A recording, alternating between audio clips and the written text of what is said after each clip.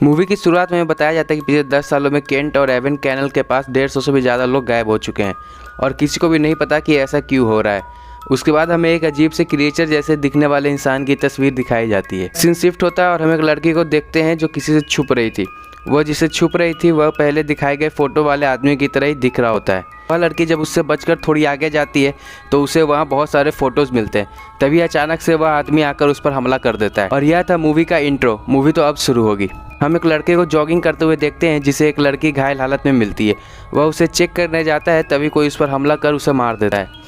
Scene shift होता है और हम केट को देखते हैं जो अपने बॉयफ्रेंड मार्क, बहन सोफी और उसके बॉयफ्रेंड बेन के साथ वीकेंड पर छुट्टियां मनाने के लिए उसी कैनल के पास आए होते हैं। बूढ़े आदमी को उसी कुत्ते के साथ टहलते हुए देखते हैं, जहां उसे कुत्ते को उसी जॉगर का जूता मिलता है जिसे वह पानी में फेंक देता है। मार्क एक बोट भाड़े पर लेता है जिस पर सभी लोग वीकेंड मनाने वाले होते हैं।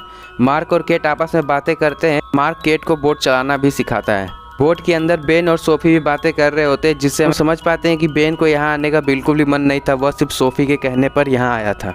उसके बाद हम एक लड़के को देखते हैं जो कैनल के पानी को टेस्ट कर रहा होता है, जिसे कोई छुप कर देख रहा होता है। केट और सोफी पुरानी बातों को याद कर रहे होते हैं और दोनों बहनें एक साथ अच्छा टाइम गुजार रही होती हैं। इधर मार्क और बेन फिशिंग कर रहे होते हैं, तभी वह टेस्ट करने वाला लड़का उन्हें वहाँ फिशिंग करने से मना करता है। मार्क के पूछने पर वह बताता है कि यह जगह साइनोबैक्टीरिया नाम के बैक्टीरिया से भरी हुई है, जिस वजह से सारी मछलियाँ मर गई हैं। वो दोनों को पानी से दूर रहने की सलाह देता है। तभी मार्क को वहाँ वही जूता मिलता है जो उस बूढ़े व्यक्ति ने पानी में फेंका था, मगर वो लोग इस पर ध्यान नहीं देते हैं।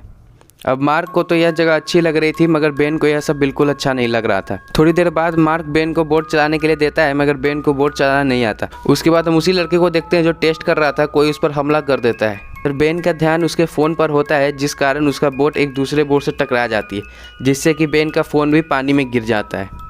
तभी दूसरी बोट का मालिक रिकी अपनी गर्लफ्रेंड जेड और उसके भाई मैक्स के साथ वहाँ आ जाता है, जिससे उनमें थोड़ी बहस हो जाती है, मगर मार्क उन्हें इग्नोर कर वहां से चला जाता है। फिर से हम उसी लड़के को देखते हैं जिसे किलर बड़ी ही बेरहमी से मार देता है। रात हो जाती है और सभी लोग जंगल में टहलने जाते हैं। केट अपने डैड से बात करने की कोशिश करती है, मगर वह सिग्नल नहीं मिल रहा होता है। तभी वह बूढ़ा आदमी अपने कुत्ते को ढूंढते हुए उनसे टकरा जाता है और उन्हें वहां से चले जाने के लिए कहता है, इससे पहले कि देर हो जाए। उस पर ध्यान ना देकर सभी लोग एक पब की तरफ जाने लगते हैं। आगे जाते ही किलर उस बूढ़े आदमी पर हमला कर देता है। चारों पब में पहुंच जाते हैं। बेन बार ऑनर से खाना मांगता है तो वह कहती है कि उसका मीट खत्म हो गया है और उसके पास बस खाने के चिप्स और सैंडविच ही हैं। उसके बाद वे लोग अपना ऑर्डर लेकर एक टेबल पर बैठ जाते हैं। तभी रिकी और जेड भी वहां आ जाते हैं। वो दोनों इन चारों को देख लेते हैं और दोनों में झगड़ा शुरू हो जाता है। उसके बाद पब की मालकिन बंदूक की नोक पर रिकी और जेड को वहां से बाहर भगा देती है। उसके बाद वह एक कॉम्प्लीमेंट्री ड्रिंक चारों को देती है। चारों टल्ली होकर वापस अपने बोट पर आ जाते हैं, जहाँ एक बूढ़ा आदमी उन्हें दूर से देख रहा होता है। अंदर आते ही बेन रूम में जाकर सो जाता है और ये तीनों फिर से पीने लगते हैं। तभी उन्हें बाहर से कुछ आवाज़ आती है, जिसके बाद मार्क एक चाकू लेकर बाहर चेक करने जाता है। मार्क बाहर चेक कर रहा होता है, तभी रिकी उस पर हमला कर उसे बोट में ले आता है। केट की गर्दन पर चाकू लगा देता है। इसके बाद जेड भी अपने भाई मैक्स को बाहर पहरा देने के लिए छोड़कर अंदर आ जाती है। उसके बाद दोनों मिलकर चारों को बंधक बना लेते हैं। इससे पहले कि वो उन्हें लूट कर बाहर निकलते, मैक्स चिल्लाता हुआ बोट के अंदर आ जाता है, जिसका गला कटा हुआ था। जेड मैक्स को संभालती है, मगर उसका कोई फायदा नहीं होता। तभी किलर भी बोट के अंदर आ जाता है और सभी को बंधक बना लेता है। किलर केट और मार्क के सामने ही मैक्स की डेड बॉडी को खाने लगता है और देखने में वो थोड़ा अजीब सा भी लग रहा था। रिकी को किलर ने बाथरूम में बांध रखा था, जहाँ उसके पास एक और किलर आ जाता है। अभी तक हमें लग रहा था कि किलर एक ही है, मगर यहाँ किलर एक से ज़्यादा है। मार्क खुद को किसी तरह आज़ाद कर किलर पर हमला कर देता है और केट भी सभी को आज़ाद कर देती है। इधर रिकी को किलर जिंदा ही खाने लगता है। जेड और मार्क मिलकर एक किलर को मार देते हैं, जिसके बाद जेड रिकी को बचाने जाती है। किलर जेड को धक्का देता है, जिससे वह दीवार तोड़कर दूसरे कमरे में गिर जाती है, जहाँ वह देखती है कि एक और किलर है जो बेन और सोफी को भी जिंदा ही खा रहा है। रिकी खुद को किसी तरह संभालता है और एक किलर को मार गिराता है। रिकी और जेड वहाँ से भागने लगते हैं तो मार्क भी केट को उनके साथ जाकर मदद लाने के लिए कहता है और खुद सोफी और बेन को बचाने के लिए जाता है। मार्क जब अंदर पहुँचता है तो किलर उसके सामने ही सोफी को मार देता है, जो देखकर उसका दिमाग खराब हो जाता है और वह किलर पर चाकू से हमला करता है, मगर किलर वहाँ से हट जाता है और चाकू बेन को लग जाता है, जिससे कि उसकी मौत हो जाती है। उसके बाद किलर उसे पकड़कर अपने साथ ले जाता है। इधर केट, रिकी और जेड भी बाहर की तरफ जा रहे होते हैं, तभी एक किलर उन पर हमला कर देता है, जिससे रिकी का एक हाथ कट जाता है। उसके बाद वह किलर जेड के पीछे पड़ जाता है, जिससे बचाने के चक्कर में केट उस किलर को उसी की तलवार से मार देती है। अब रिकी भी मर चुका था, जिसका मतलब कि अब बस 2 ही लोग बचे हैं, केट और जेड। उसके बाद केट और जेड उस जगह पर पहुंच जाते हैं जहां किलर्स मार्क को टॉर्चर कर रहे होते हैं। केट कहती है कि हमें मार्क को बचाना होगा, जिस पर जेड कहती है कि अब उसके पास कोई भी अपना कहने वाला नहीं बचा, इसलिए वह केट से कहती है उनका ध्यान बटाएगी और तुम मार्क को वहां से लेकर निकल जाना। इसके बाद प्लान के मुताबिक जेड किलर्स पर हमला कर देती है, जिससे किलर्स का ध्यान भटक जाता है, जिसका फ़ायदा उठाकर केट मार्क को लेकर वहाँ से भाग जाती है। जेड बहुत बहादुरी से किलर्स का सामना करती है, मगर अंत में वह भी मारी जाती है। मार्क की हालत भी बहुत ख़राब होती है, इसलिए दोनों एक जगह पर रुकते हैं, जहाँ केट के पूछने पर मार्क उससे बताता है कि सोफ़ी और बेन भी मारे गए हैं, जो सुनकर केट बहुत दुखी हो जाती है। मार्क की हालत बहुत ख़राब होती है, इसलिए केट उसे वहीं छोड़कर मदद लेने के लिए आगे चली जाती है।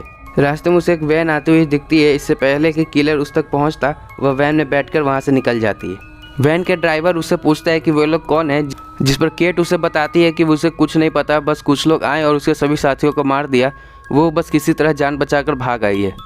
वैन का ड्राइवर उसे पुलिस स्टेशन ले जाने लगता है। रास्ते में वह बताता है कि वह मल्टीनेशनल कंपनीज के बायोकेमिकल वेस्ट को डंप करने के लिए यहाँ अक्सर आता रहता है।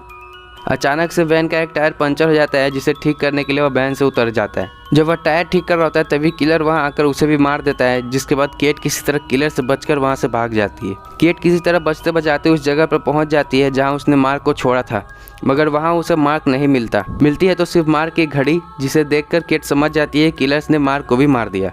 जिसके बाद वह छुपकर किलर के आने का इंतजार करने लगती है और जैसे ही किलर वहां आता है वह उस पर हमला कर उसे मार देती है। जब वह वहां से भाग रही होती है तभी वह एक अंडरग्राउंड टनल में गिर जाती है, जहां उसे वही बूढ़ा आदमी मिलता है जो अपने कुत्ते को ढूंढ रहा था। हम नोटिस करते हैं कि यह मूवी का शुरुआत वाला ही सीन है, जहां हमने जिस लड़की को देखा था वह कोई और नहीं बल्कि केट ही थी। मूवी के शुरुआत में जैसा हमने देखा था वैसे ही किलर उस पर हमला कर उसे बेहोश कर देता है। उसके बाद जब केट को होश आता है तो वह बार की मालकिन को अपने सामने देखती है। वह उसे पूछती है कि वह वहाँ कैसे आई, जिस पर बार की ऑनर उसे कहती है कि वह उसे बाहर मिली थी। उसके बाद केट मार्क के बारे में पूछती है, जिस पर वह औरत कहती है कि मार्क घायल है और वह ऊपर है।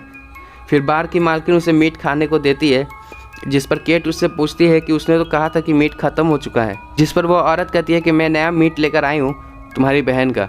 यह सुनकर केट समझ जाती है कि वो औरत भी किलर्स के साथ मिली हुई है। तभी वहाँ पर 2 किलर्स आ जाते हैं और केट को पकड़ लेते हैं। केट खुद को किसी तरह आज़ाद कर टेबल के पीछे रखी शॉटगन से किलर को शूट कर देती है। दूसरा किलर उसे पकड़ लेता है और उसका गला दबाने लगता है, जिस दौरान केट अपने आप को बचाने के लिए उस पर एक चम्मच से हमला कर उसे मार देती है। जैसे वह बार के बाहर आती है तो वह देखती है कि मार्क अभी तक जिंदा है, जिसे उसके सामने ही एक बूढ़ा आदमी उसे मार देता है। यह वही बूढ़ा आदमी होता है जो उन पर शुरुआत से ही नज़र रखे होता है। यह देखकर केट बहुत ज़्यादा डर जाती है। वह बूढ़ा व्यक्ति केट से कहता है कि उसके परिवार बहुत सालों से इसी तरह मांस खा रहा है, तुम कोई पहली नहीं हो ना ही आखिरी।